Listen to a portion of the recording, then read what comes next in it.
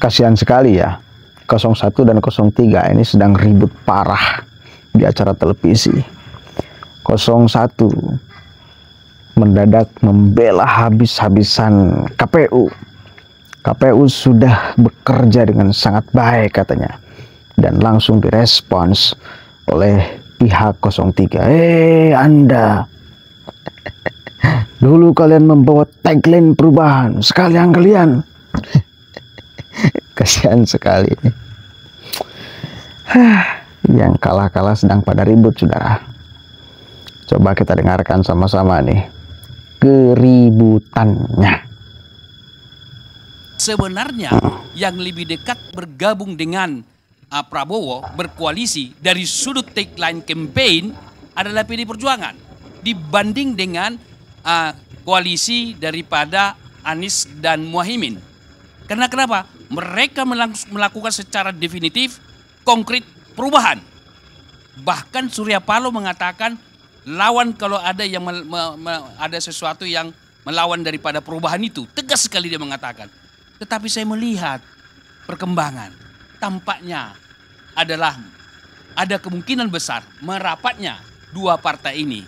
PKB sama Nasdem menjadi bagian daripada koalisi. Padahal sebenarnya rakyat memilih mereka karena tagline yang dibawa, perubahan. Lalu selalu ada mengatakan pemilu sudah selesai. Siapa bilang pemilu sudah selesai? Kalau pemilu sudah selesai dikatakan itu adalah kacamata kuda.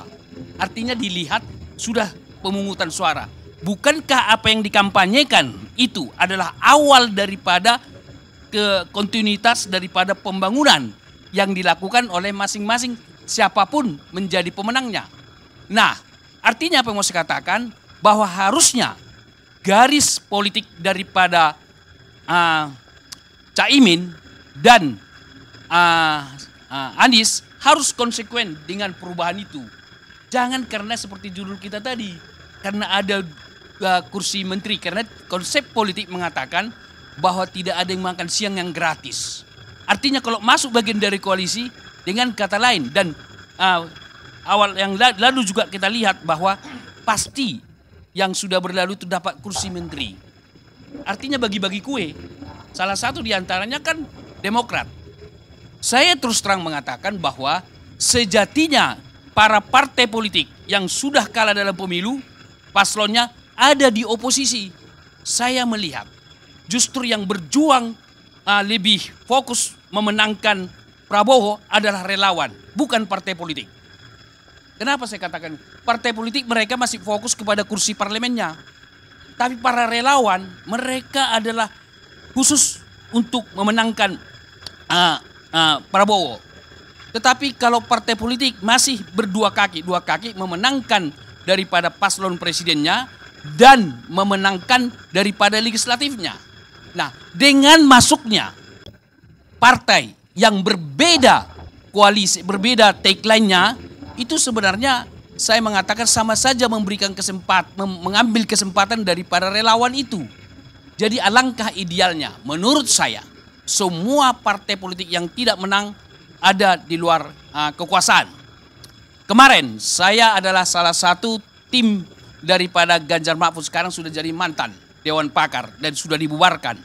Kemarin adalah sudah dikatakan bahwa Ganjar dan Mahfud ada di luar kekuasaan. Bagus sekali, ideal sekali. Jangan sampai kalau sudah kalah masuk ke pemerintahan. Itu tidak jelas garis politiknya. Bahkan saya berpendapat bahwa Anies dan Caimin harusnya di luar kekuasaan. Supaya apa? Yang disampaikan kepada publik itu tetap dipertanggungjawabkan. Jangan nanti ketika suara diambil dengan tagline perubahan lalu tanda kutip seolah-olah dijual suara itu.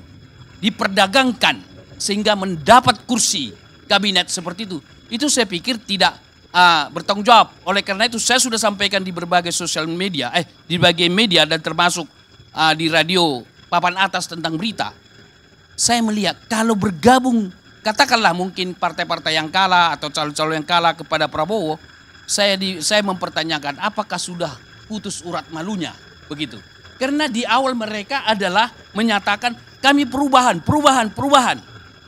Nah ini, jadi ini suatu kalau andaikan bersatu dengan koalisi, ini adalah pendidikan politik yang tidak baik bagi seluruh rakyat Indonesia.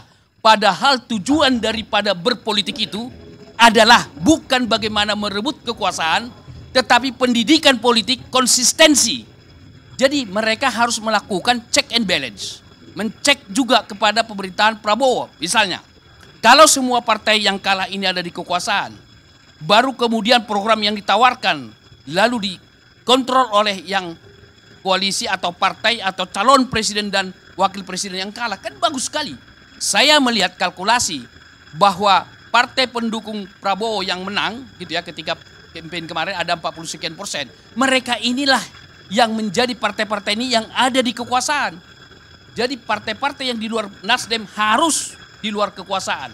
Jangan sekali-sekali mendekati atau mau didekati. Sangat tidak baik bagi Nasdem. Karena sudah sempat dikemukakan tagline-nya adalah perubahan. Tentu di dalam hal itu juga ikut serta di situ PKB. Jadi janganlah begitu cairnya. Bukan berarti dikatakan sudah selesai pemilu, mari kita. Bukan, pemilu awal dari. Bukan sudah selesai. Daripada pemerintahan selanjutnya. Karena keputusan program yang dibuat oleh pemerintah tergantung daripada tagline yang dijanjikan ketika kampanye. Jadi proses kepemiluan kita sebenarnya sudah banyak mempertanyakan. Bahkan dunia internasional. Jadi kalau dikatakan tadi KPU baik, saya kira fakta menunjukkan mereka telah melanggar etika. Baru di Mahkamah Konstitusi melanggar etika. Tunggu, jangan dulu saya jawab. Selesai saya ngomong, jangan biasakan memotong. Saya bukan perwakilan KPU. Tunggu, karena abang katakan tadi, kita ucapkan selamat, kan begitu.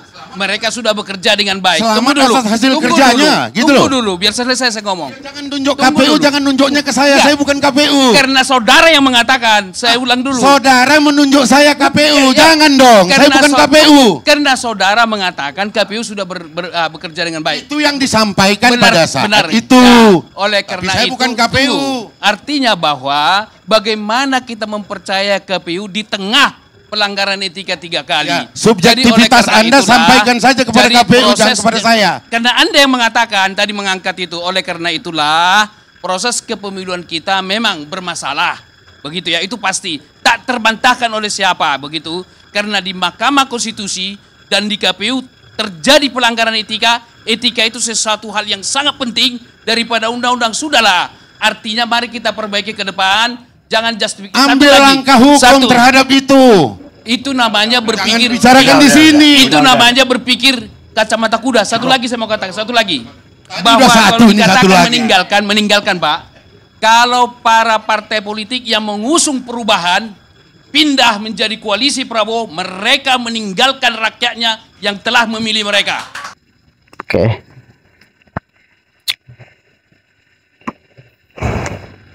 Memang sekarang itu kan menjadi banyak pandangan persoalan. Ini yang kalah ini baiknya masuk pemerintahan atau di luar pemerintahan. Kan itu. Coba kalau menurut kalian seperti apa bagusnya?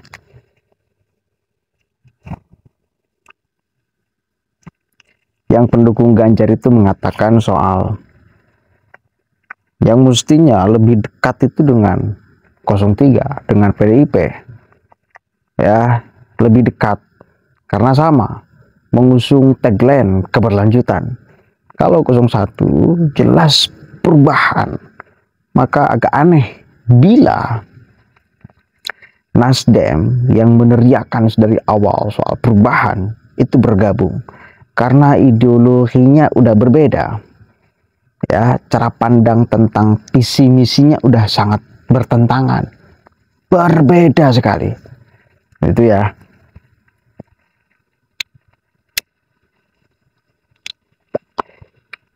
Tapi bagi saya,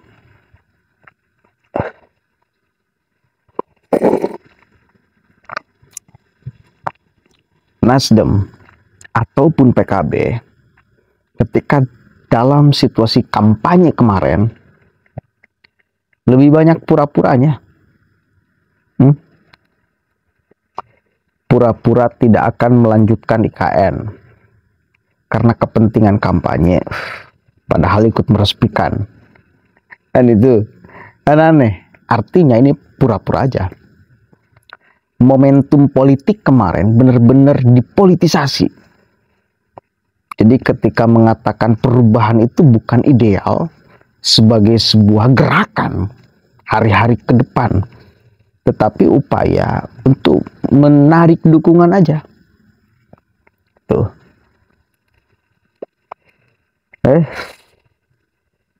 PDIP tagline-nya sama, keberlanjutan. Kenapa sekarang tidak gabung? Ya karena lebih ke bukan idealisme gerakan bagi saya, tetapi amarah, tapi lebih ke emosi, karena dia dikalahkan oleh kadernya sendiri. Karena PDIP dikalahkan oleh kadernya sendiri, akhirnya emosi. Jadi bukan idealisme gerakan sekarang berada di luar, seolah gerakan pemerintahan yang akan mendatang itu bertentangan dengan banyak hal, bukan. Tetapi ya karena emosi aja, karena amarah aja. Kan itu.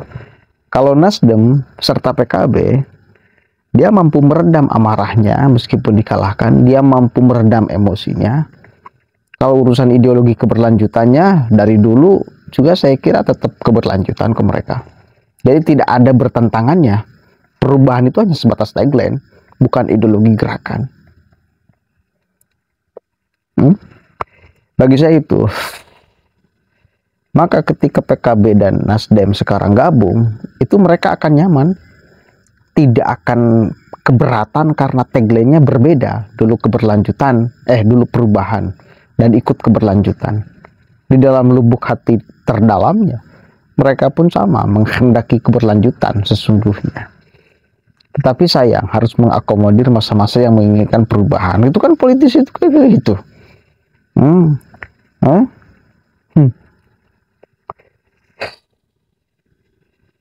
Lah, mudah-mudahan ada manfaatnya. Silakan aja ribut sesuka hatimu. Kita yang menang nonton aja lah. Dan jangan dikira loh masyarakat itu bodoh-bodoh. Ya, jangan dikira. Kita itu ya cukup melihatlah sepak terjang mereka-mereka. Dan kita harus bisa membedakan mana gerakan ideologis di dalam politik, mana gerakan politik murni tanpa ideologis di belakangnya, hanya disandarkan pada kepentingan, gitu ya. Dan itu mana yang paling benar? Tidak ada yang paling benar, tidak ada yang paling salah, sah-sah saja di dalam politik bagi saya.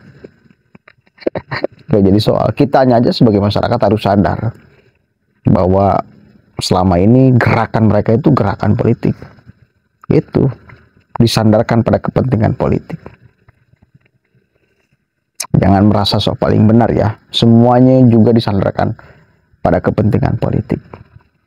Oke, jadi ya satu sama. Semuanya satu sama. Apakah PDIP sekarang ketika mau di luar pemerintahan paling benar? Enggak juga. Enggak juga, jangan merasa juga paling benar. Itulah maksudnya. Jadi satu sama lah. Semuanya juga atas dasar kepentingan politik kok. Assalamualaikum. Ya kebetulan aja sekarang PDIP sedang tidak diuntungkan.